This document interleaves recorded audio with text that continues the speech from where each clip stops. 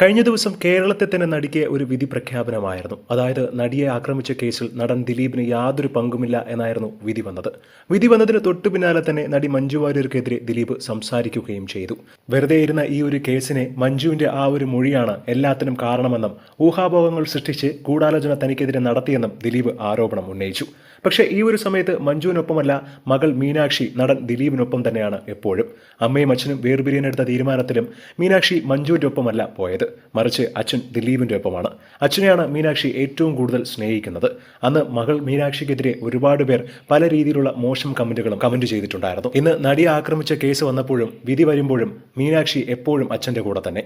അച്ഛൻ യാതൊരു തെറ്റും ചെയ്തിട്ടില്ല എന്ന് 100% വിശ്വസിക്കുകയാണ് മീനാക്ഷി. കാവ്യയ്ക്കും മകൾക്കും പുറത്തിറങ്ങാൻ പോലും കഴിയാത്ത അവസ്ഥയാണ് ഇപ്പോൾ കേരളത്തിലുണ്ടായിരുന്നത്. അതുകൊണ്ടാണ് കാവ്യയും മകൾ മീനാക്ഷിയെയും ചെന്നൈയിലേക്ക് താമസം മാറ്റിയത്. കൂടാതെ മഹാലക്ഷ്മിയെയും ചെന്നൈയിൽ തന്നെയാണ് ഇപ്പോൾ സ്ഥിരമായി പഠിപ്പിച്ചു വരുന്നത്.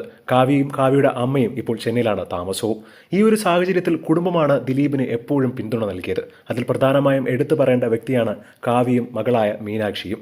കാരണം അച്ഛനൊപ്പം നിൽക്കുന്നത് പോലെ തന്നെ കാവ്യ ഭർത്താവിനൊപ്പം കൂടെ നിൽക്കുന്നുണ്ട്. എന്ത് പ്രശ്നം വന്നാലും ദിലീപേട്ടൻ അങ്ങനെ ചെയ്യില്ലെന്ന് കാവ്യയും അച്ഛൻ ഒരിക്കലും ഇങ്ങനെ ഒരു ക്രൂരകൃത്യം ചെയ്യില്ലെന്ന് മകൾ മീനാക്ഷിയും ആവർത്തിച്ച് പറയുകയാണ്.